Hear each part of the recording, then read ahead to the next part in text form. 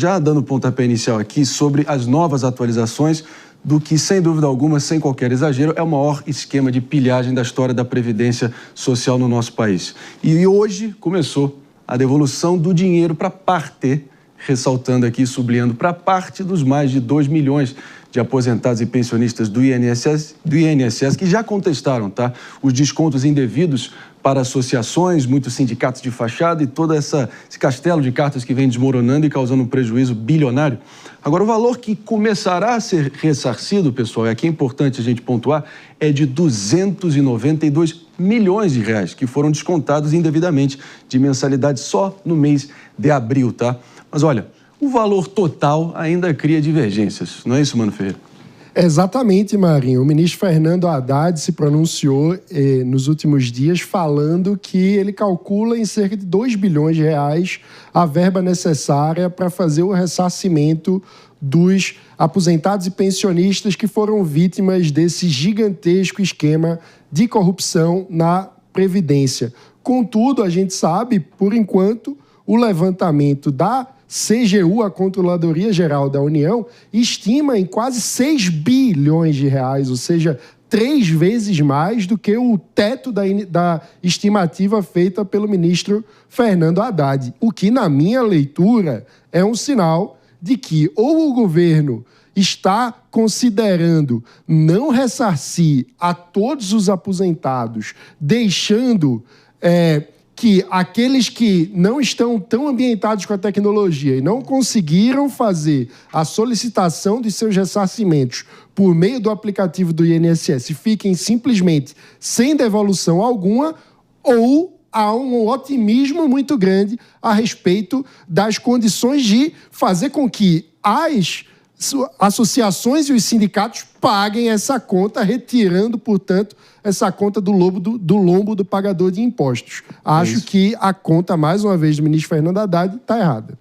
Agora, é inadmissível que tantos e tantos aposentados e pensionistas tenham sido lesados tão brutalmente por tanto tempo. Isso aqui é importante a gente não tirar o olho do flagrante problema que a gente está diante aqui. Mas, Jess Peixoto, eu queria te ouvir aqui também, porque aparentemente, nesse 26 de maio, é importante a gente ter essa data como um ponto de referência aqui, porque começou, de fato, a devolução, mas os números parecem não estão batendo, né? Até o momento, mais de 2 milhões de consultas já foram feitas, seja pelo número 135 ou pelo aplicativo Meu INSS. Lembrando que a estimativa inicial foram de até 9 milhões de possíveis segurados, beneficiados ali no INSS que podem ter sido lesados. Então, parece que ainda está muito distante qualquer resolução, mas pelo menos o início foi dado, né? André, eu vejo com muito ceticismo esse início dessa devolução, até porque é uma devolução que está sendo automatizada do que foi removido de abril, que já se tinha ciência ali da fraude, da situação toda no INSS, mas aparentemente a folha estava fechada e não dava para abrir. Então eles estão fazendo este estorno deste pagamento em abril e isso já começou. Mas sabe o que eu acho assim, mais assustador? Na última semana eu estive numa pequena cidade do interior de Goiás, visitando os meus avós, e foram muitos os casos, inclusive da minha querida Neide, uma maravilhosa que cuida da minha bisavó, que ela não sabia de jeito nenhum como fazer aquele uso ali. Como que eu vou no aplicativo? Ela não tem esse conhecimento, ela não costuma usar aplicativos. E mais, até mesmo na ligação, o momento de apertar, a ligação cai. Então, várias barreiras. Qual a forma? E a história dela não é a única, são várias, assim.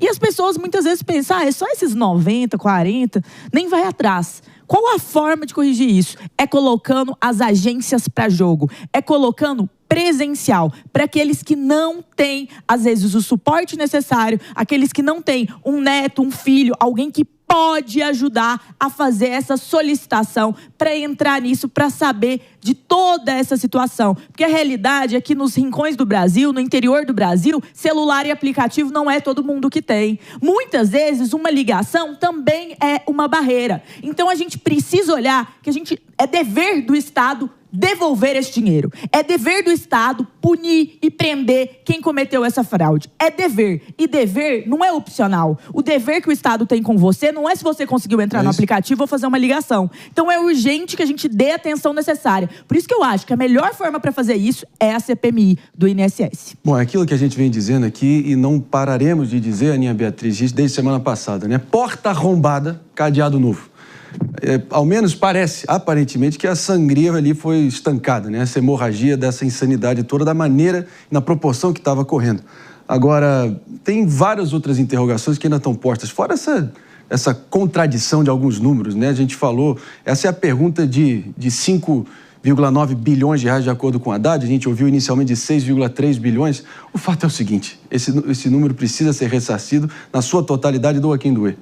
E, pelo menos, a gente vê a entrada, o começo da entrada da devolução desses valores indevidamente subtraídos, mas ainda não vimos a entrada de nenhum peixe grande entrando por detrás das grades. Essa entrada, sim, que a gente tem que também jamais perder de vista e jamais perder a cobrança até que realmente alguém pague por tudo que aconteceu, né? Isso é mencionar as famílias com falecidos ao longo desse processo todo, né?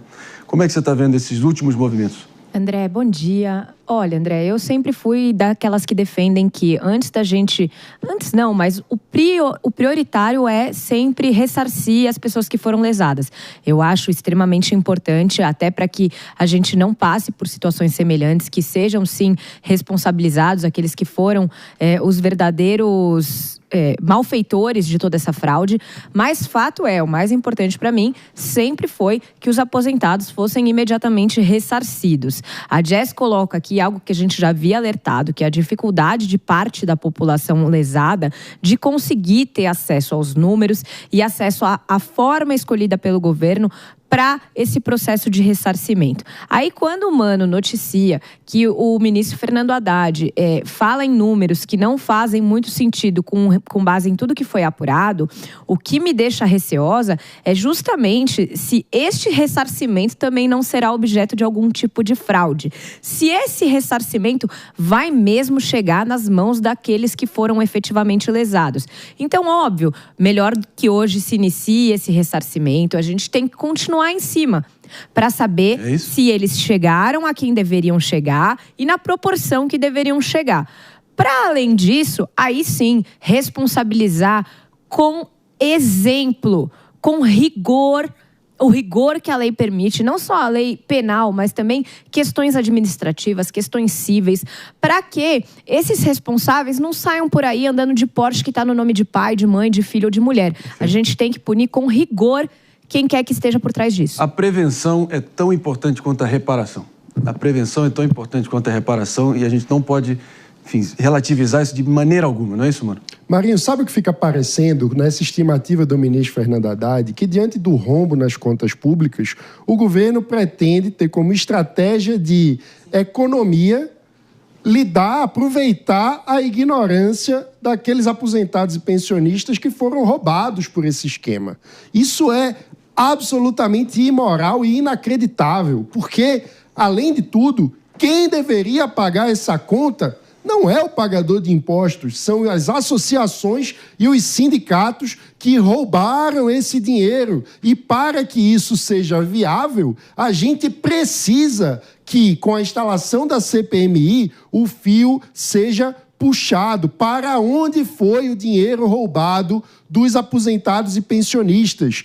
Não parou nas associações e nos sindicatos. Certamente, esse dinheiro teve destino.